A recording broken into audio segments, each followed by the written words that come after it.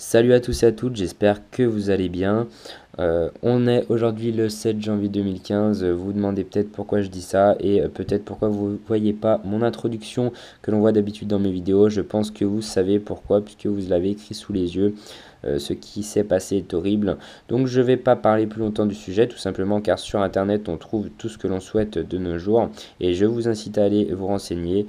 Je ne vais pas non plus donner mon avis là-dessus, tout simplement parce que j'ai à peu près un avis tout à fait normal, j'ai envie de vous dire, un avis que tout le monde a, c'est-à-dire un avis négatif par rapport à ce qui s'est passé.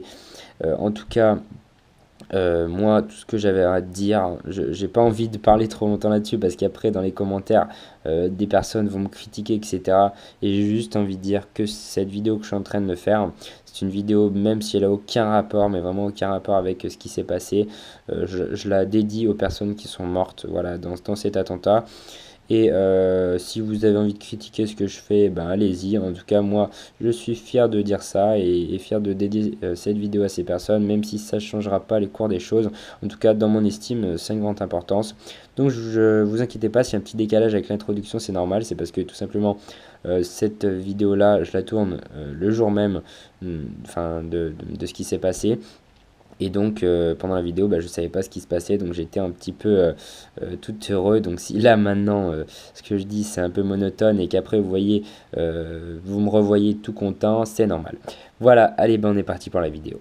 Salut à tous et à toutes, j'espère que vous allez bien, j'espère que vous avez passé de bonnes fêtes et que vous avez passé une bonne année 2015. En tout cas aujourd'hui, en cette nouvelle année 2015, j'ai décidé d'innover un petit peu. Aujourd'hui, je ne vais pas vous présenter un tour avec des cartes, mais un tour avec une pièce. Oui, une seule pièce. Donc allez tout de suite chercher une pièce de 1 € ou de 2 €.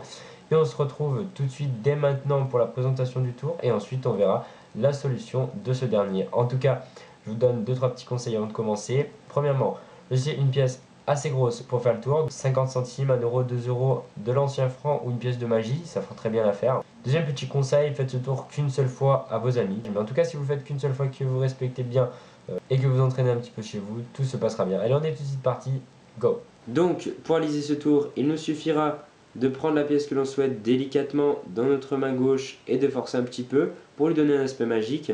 Il nous suffira ensuite de la reprendre dans notre main gauche, claquer des doigts et la faire disparaître. Pour les explications, tout d'abord, petit conseil, n'hésitez pas à faire une fois le mouvement avec vraiment la pièce dans votre main gauche pour donner une sorte de gestuelle et d'habitude à l'œil du spectateur. Ensuite, donc pour les explications, je vais vous le faire une ou deux fois de profil pour bien vous montrer la chose. Je ne vais pas vous le répéter plusieurs fois tout simplement parce que c'est quelque chose de très très facile à faire.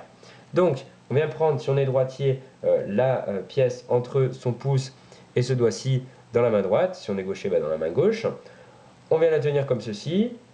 On vient ensuite recouvrir avec la main où l'on souhaite faire croire qu'il y a la pièce. Donc là, en l'occurrence, la main gauche. Hop, on cache la vision du spectateur, le spectateur qui est normalement en face de moi. Donc on vient faire ça, on vient lâcher la pièce. Donc là, si c'est possible, venez empalmer la pièce comme ceci.